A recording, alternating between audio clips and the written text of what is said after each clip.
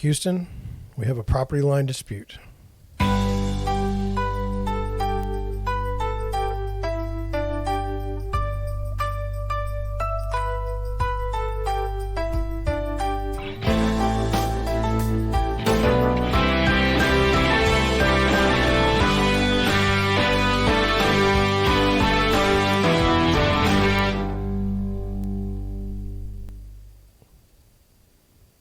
Hey everyone.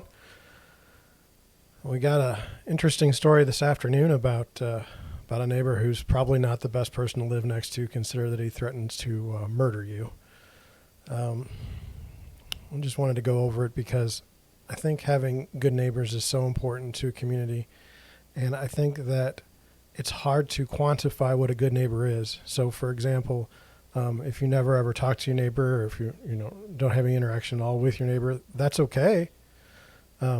That doesn't hurt the situation. But if you do have a neighbor that is threatening to murder you, that's going to cause some damage to the fabric of the neighborhood. And through all of this, it's just one of those things where could it have been handled better? Could you have started with something as simple as like a friendly hello or a wave in the morning, rather than a threat of murder?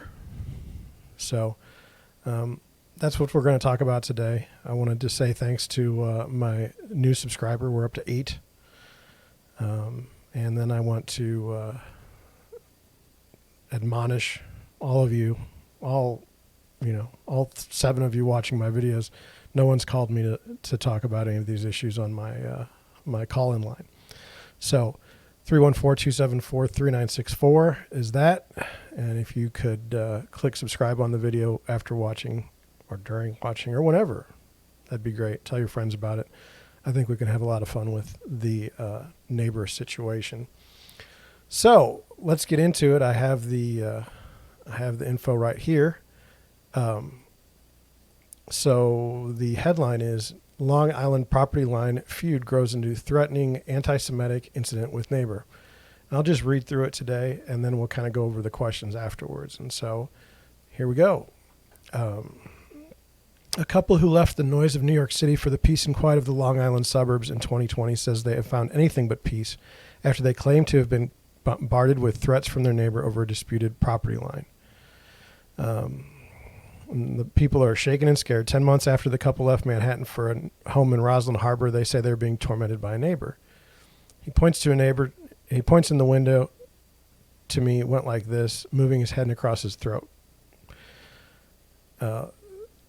Goldman said their next door neighbor looked him in the eye and said, "You're dead." A doorbell camera captured Tuesday's expletive-filled and anti-Semitic rant on video. A law enforcement source confirmed to NBC New York that the threatening voice heard in the video belongs to the neighbor. It's terrifying, honestly, the fact that we know this type of behavior is alive and well in 2021 and literally living next door. One of the quotes here, it says, he has issues with a lot of neighbors. I don't know why. There was no response at the man's home when the news company knocked on the door. They did confirm that the man is banned from Village Hall due to past disruptive conduct and threatening language and actions. In a statement, the man's employer said that while it does not discuss personal matters publicly, it does hold employees to the highest level of integrity. The statement goes on to say that they will conduct an internal review and they unequivocally condemn any speech or conduct which might be deemed unlawful, racist, or anti-Semitic. I just can't believe that someone could have found that amount of hate towards religion, was a quote by the offended neighbor. And then we have another neighbor, and it says, it shouldn't be tolerated for a nice couple with a child to come in here to be scared. And finally, it says the Goldmans were also critical of Nassau police with how they believe the ongoing dispute was handled. Police said that until there is direct evidence of criminal activity, they try to mediate neighbor disputes. And so I just wanted to kind of go over that and see what you thought. It's not a good situation by any stretch of the imagination, but I have questions. And so the first question is what is the property line dispute? Is this survey just not possible? I mean, like 10 weeks ago, these people moved in. And then all of a sudden, all this starts over a property line. But we've never, in the article, we don't know what the property line dispute is.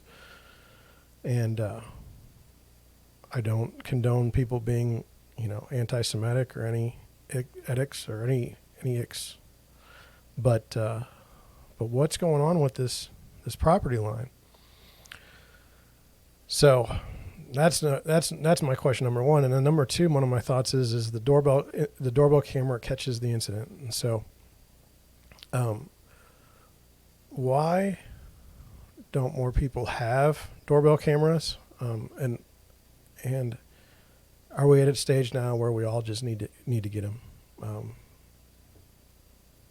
It just seems like you'll read articles where it says crime has gone down across the United States and everything's wonderful and that we shouldn't live in a surveillance state. And I'm totally fine with that idea, but I don't know that crime has gone down. And I don't know, I mean, in 1950, this incident would not have been recorded because there's no camera on your door. So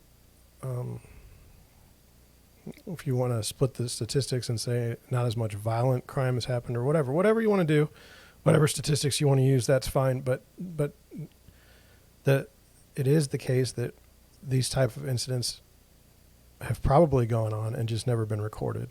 And so I think that it's worth getting a camera. I know that before I started doing this, I did look into a security system for the house and or security cameras for the house, and now I'm just committed. So anyway, number three is you're living next door to someone who has threatened to kill you. Now that's not going to be easy as a neighbor. And I wanted you to think about that in the sense that, it is your property, and in theory you can do whatever you want to on your property. But isn't there some sort of moral obligation or ethical obligation to try to treat your neighbors kindly so that everybody can enjoy where they go home at night and where they sleep?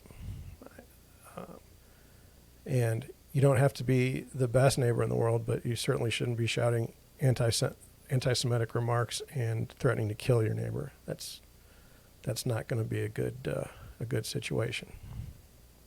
So number four, someone, I guess the reporter reaches out to the employer of the man, and then the question becomes, is it okay to try to get someone fired at work over this situation? There's a property line dispute. The neighbor threatens to kill the neighbors, but does that give the neighbors license to find the employer, call the press, and get this guy fired so he can never work again? What do you think?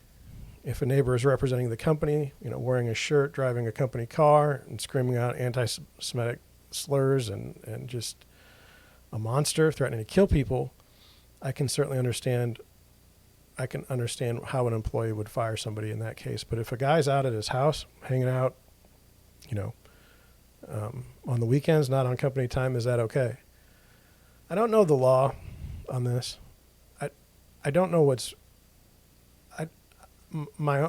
obviously it's a slippery slope. What did the person do? If the person actually murdered somebody, should they be employed? Well, they're not going to be employed because they were hopefully found.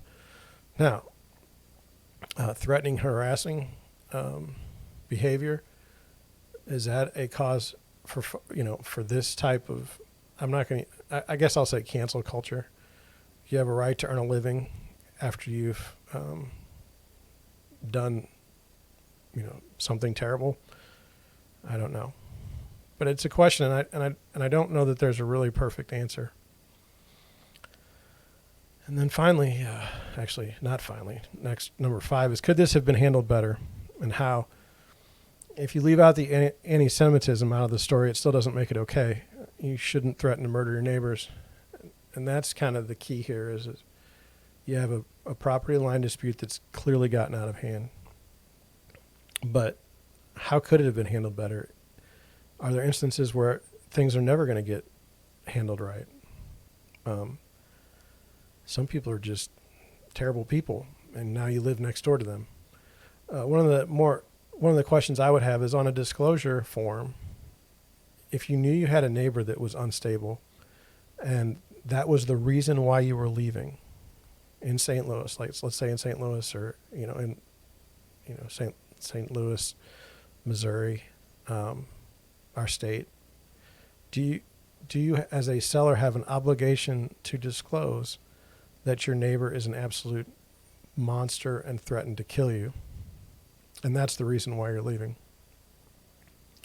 It's really tricky in one sense because you want to be open and honest, but at the same time, if you put that down, there's a valid concern that no one will ever buy your property. And I know what I would counsel my clients to do, but I don't want to put that out on the internet.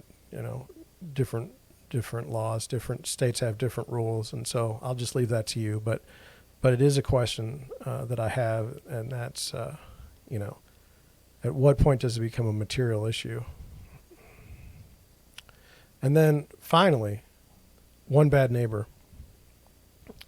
In the article, it says everybody kind of knows who this guy is, and he seems to have a problem with lots of his neighbors.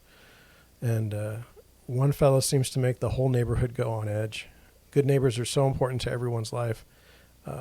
It just shows it only takes one bad neighbor to ruin a good thing. And so, keep that in mind. I think during the lockdowns, we all saw our neighbors more than we ever did before. But, is it so hard to wave and say hello in the morning, or, if you see something going crazy, to help out, offer your assistance, just the people around you. You don't have, 30 houses down, that's a totally different issue. But in your very close proximity, you're going to be with these people for years, and you might as well try to make the best of it.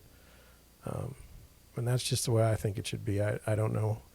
Maybe you're one of those people that doesn't like any of your neighbors, and that's something you're going to have to deal with. So anyway, I just wanted to share that with you today.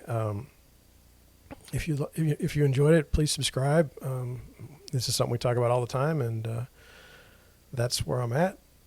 If you have any questions, certainly call our hotline, and have a great day. I'll catch you later.